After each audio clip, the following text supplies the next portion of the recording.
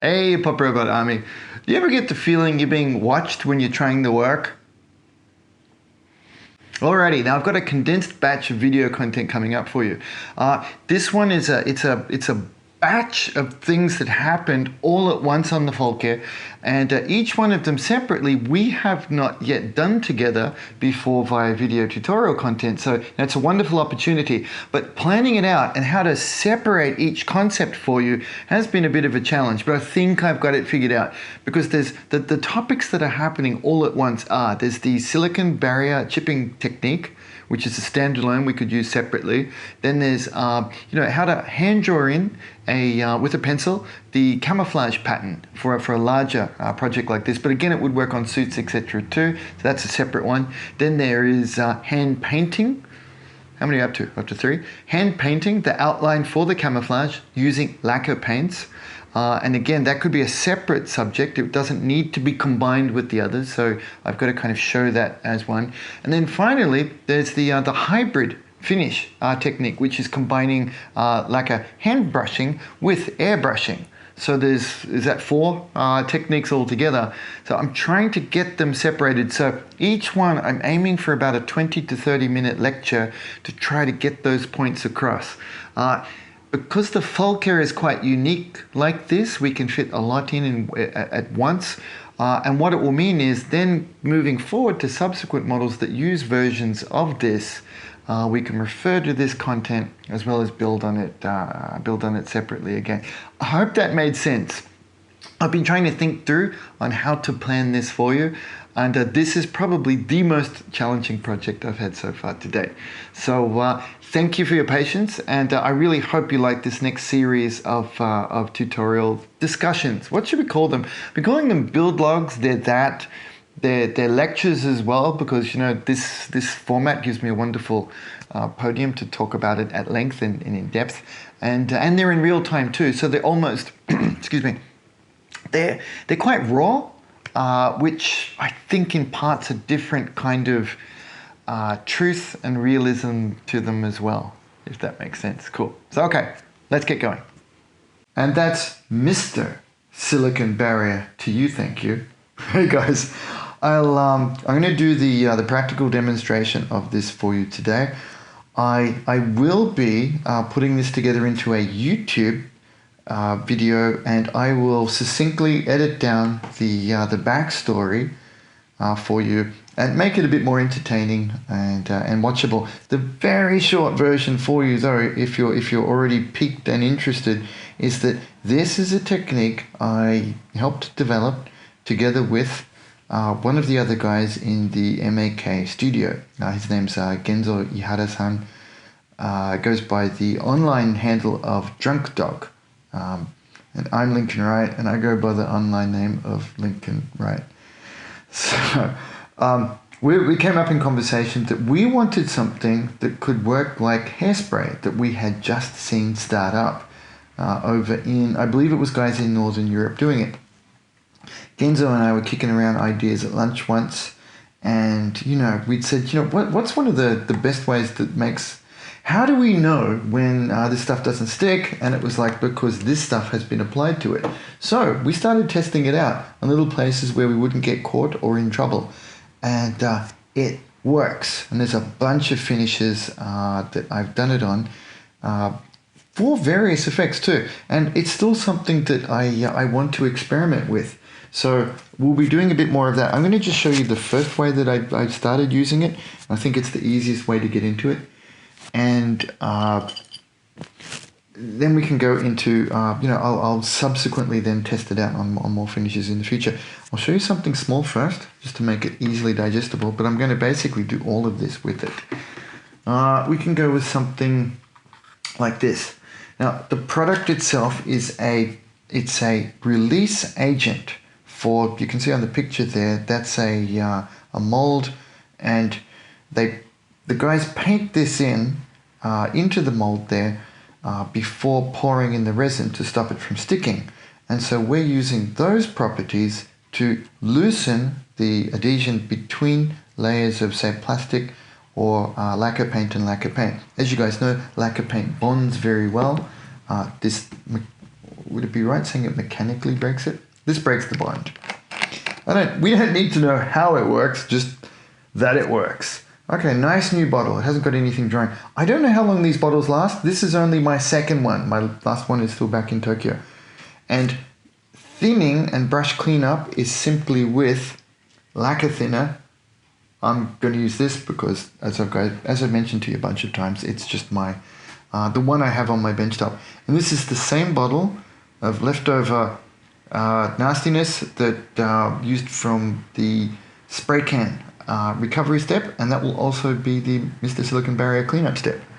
Oh, you're seeing the genius behind it. It's all so simple.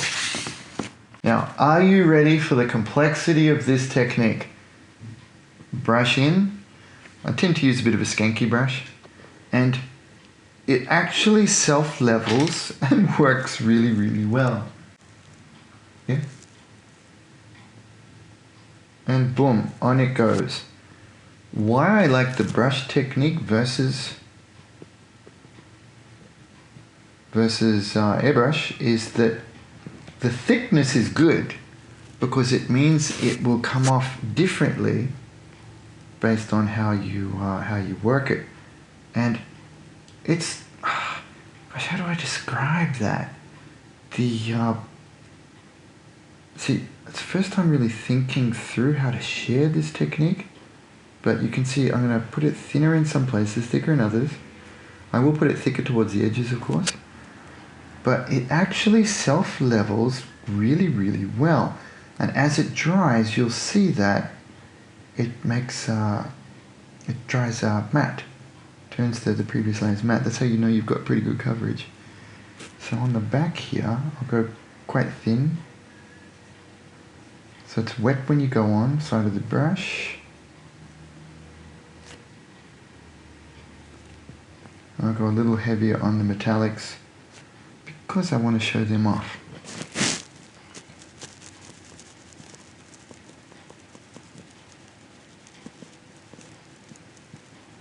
Now you can retouch it. You can go back to places that you've already done. If you see part of it still shiny and coming through, you can retouch it again. I've not had that cause any issues in subsequent steps.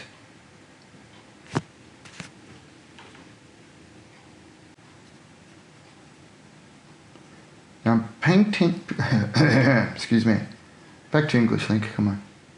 I'm paying careful attention. I want to make sure the rivets, the bolts, the details get a good amount. And you can go back to the wet edge, all the usuals. I kept looking for ways to get it wrong and could not really find them. This part of the process is basically foolproof. Of course, once we release this to the interwebs, someone's going to find a way to ruin it. But for now, in my usage, so far so good. It's really, really bug simple. It's really that simple. Okay, straight in for the Honban, the real deal. Now here is the brush I did it with for the Weathering magazine the first time, and it's still good, but this poor brush, this is old Excalibur. Man, it's taken a bit of a beating. I don't think it looks right. It's still, yeah, I mean, it's big enough. Just for old nostalgia's sake, I will use it in a sec, but I want to get some footage of this looking nice first, okay? So really, this simply, I'll try to focus it on panels and details that I know I want to chip. But when in doubt, you can just douse the whole model in it. But for example, this guy is pretty big. It can take a large amount of chipping. So I'm going to go reasonably heavy. When I say I didn't do the other techniques, I'm not sure if I was really being, honest with myself. Thinking back, thinking of the snow camo ones I did go lighter because I did want less of the paint going off. I've not always been as thoughtful as I am now. But yeah, so like that. Now, working back with it, I'm remembering and getting the old feels. It self-levels beautifully. And it is a solvent. You can smell it. But the fumes are quite low as opposed to painting with lacquer paints, for example.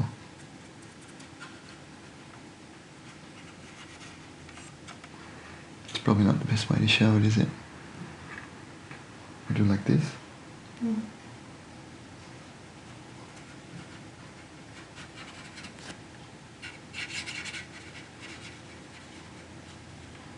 Can you see that part in there is dry?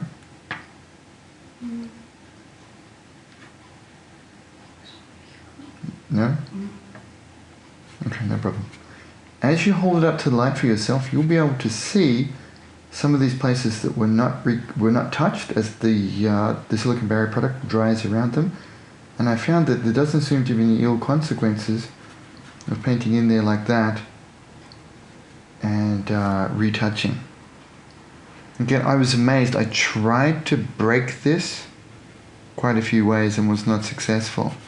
Truly was very forgiving. Of course, this is on the front end. The back end is where it's going to get you because it's using the restraint to not over chip it. That's the one that gets us all, isn't it? Look at that, liberally just paint on with a nice coating with this type of application. Now I'll show you the earlier parts that I've done. Now picking up the sheen variance is difficult. You should be able to see here, it's dried quite matte, while here is still drying. It's not important if you can't see it. This is something that you'll see up close in your own eyes. And you can see the sheen variance between this boom and that boom.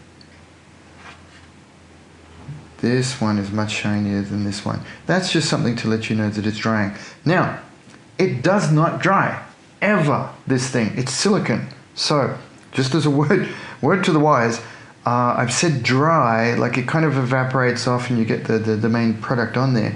But that's now got silicone on it. You would have to, you know how you have to wash resin figures and goods when you get them to get rid of this stuff? To clean this stuff off, that is the process that you would have to do. You would have to wash it with a degreaser. But in this case, we want that to be greasy for the chipping properties. So that's it in a nutshell for the first stage, the application. Okay, now clean up. I think it's important to show you. I just used the lacquer thinner cleanup bottle that I've been using for the other steps. And it comes out very simply. We were amazed how easy it cleans up in lacquer thinner. So that brush now, reshape, is good for another round. That's it, that simple.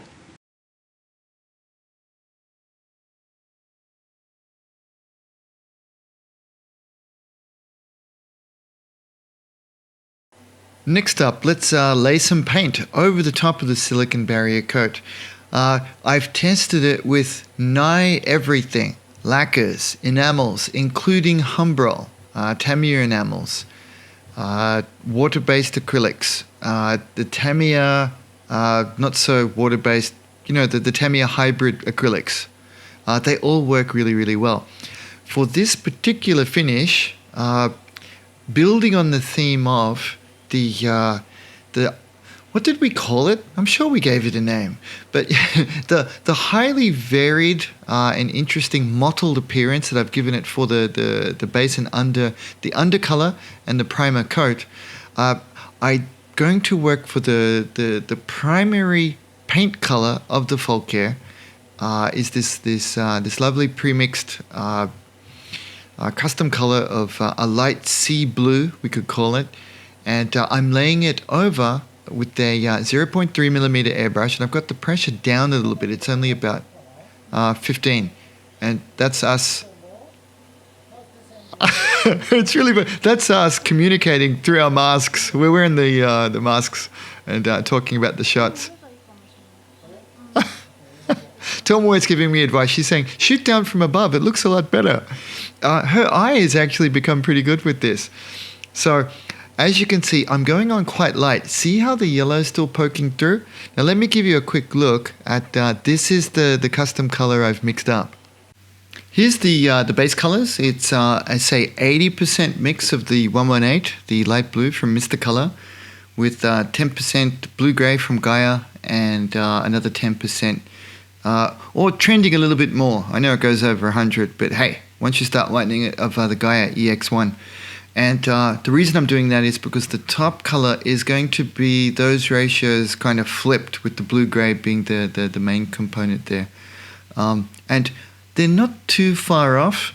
I was thinking about Rob. Hey Rob, you'd mentioned the watery thing, and you know, I have been living next to the ocean for the past 3 years, and I can't help but notice the inspiration, the effect that's taking on this. So I'm going to work with it. It's almost like my version of a take on a water-based unit camouflage. You know, not so much for it to be camouflaged in the water, but more the flying over it or based near the water, so that it's not picked up optically. But that's just an inspiration thing rather than a practical thing. So that's that one, and I've mixed them. I did 2 mixes actually. I tested it out. I mixed it with Gaia T07, and of course that one worked very well. And I tested it with this, the Real Colors High Compatibility Thinner. And the good news is that it works really well. I thought, you know, based on it not smelling quite as noxious, you know, the smell isn't as strong, I didn't think it would be, you know, hot enough to thin the Gaia Notes paints, but no problem at all. And the other thing is that, because I've got 2 bottles of this, I was pretty liberal with it, it cleaned out the airbrush really well too. So that's just good to know, and I thought I could share. Zooming back into the airbrush here, you can see that I'm keeping it through the translucency. This will work a lot better with you guys who are now testing. I know a handful of you, Andy, and I think Tweets, you've tested a little bit. Doity, you're getting into it more. As you start working more with lacquers, and when you're airbrushing them, they go on thinner. They have less opacity. And I think that's one of the draw cards. Now, I'm not saying Tamiya is for noobs, but Tamiya is for noobs. I'm kidding. One of the really strong things about the Tamiya paints is that they airbrush on, and they give you pretty quick, solid results. So if you're looking for flat, strong color finishes, they're perfect for that. But check this out. And for no good reason, please laugh with me. See how I'm keeping it within panels? It's not for any good reason other than I like to practice and set myself up for things like this. And it looks nifty, doesn't it? I know now, actually I could airbrush in a different color panel like that, and this is 0.3 millimeter.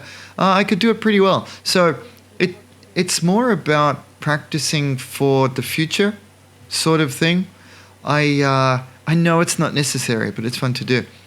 I'm spraying less maybe underneath, and I'm experimenting with. It's not as easy to see with this. That's why I'm so sorry I don't have the yellow footage to show you, but that will come back at a later date.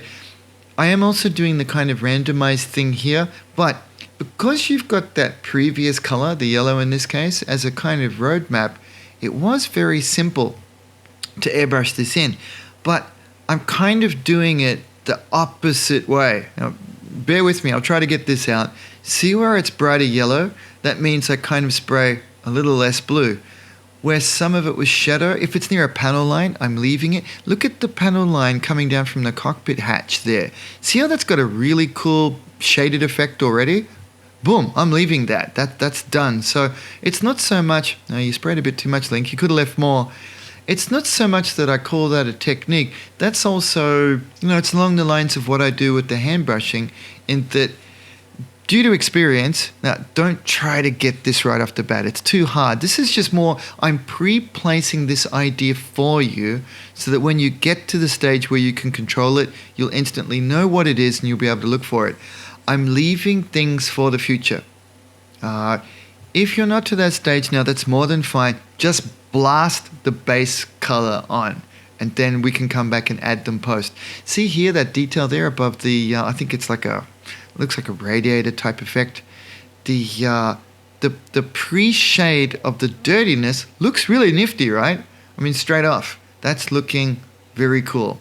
And I've basically followed that across all of it for the blue stage of the model.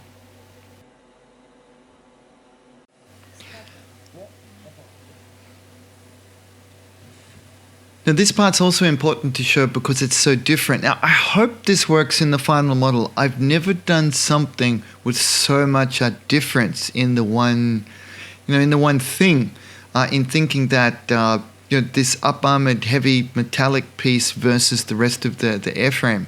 I'm not sure if it's just that I didn't have the idea before, or I haven't painted something that was so apparently different. And I guess it's my intimacy with the Volker model. It's not what you think.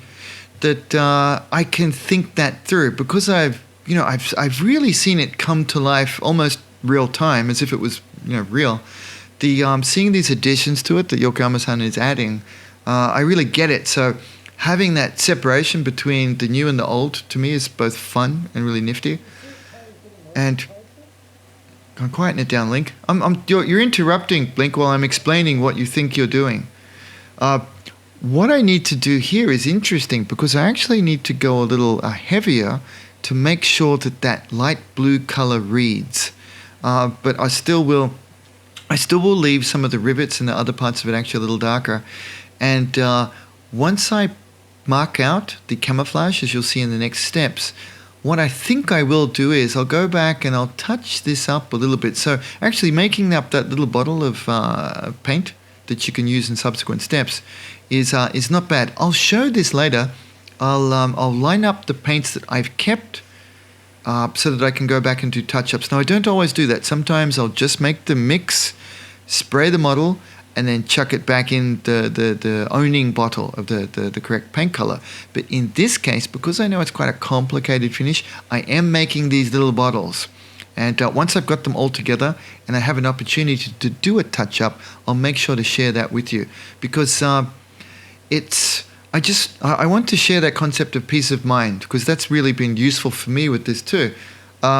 When there's a couple of spots where I thought, wow, that light blue's not quite deep enough, it's no problem. I can chuck my mixer in, whiz it up, spray it on, and no one will be the wiser except that I'll share it with you. And I think that's one of those really good pro tips that maybe other artists aren't as forthcoming with, but I don't mind. I think it's important to show those kind of recovery steps too. I think you guys like that too. It seems that the feedback for it is good. But yeah, that's looking pretty good, Link. Nice. Man, that is a beautiful color. Well chosen. You can hear I'm happy with it too. And because Tomoe didn't think she would be on mic, she's talking. We really should mic her up and have her talking with us, don't you think? Awesome. I really hope you liked that one. That was fun to share, and I've got a bunch more for you soon too. Thanks a bunch, guys. See ya. Okay, video intro. I always get it wrong. When I'm listening back to these, the first three words I say are always Big thanks to Hobbyco and the visionary Ryan San Pedro for bringing the Japanese hobby to us locally. Roll call for the epic and legendary Pop Robots. We super appreciate you. Ivan, Grant, Con, Jack, RJ, Tweets, Peter, Robert, Kelso, Kevin, Derek, Dom, Nick, Danny, John, Andy, Philippe, Jake, Pete, Ben, Commander Newbie, Hal, Kieran, Jody, Chris, Guy, Nelson, Matt, and welcome Aviad Madar. Sincerely appreciate you for bumping up. Thank you so very much, guys.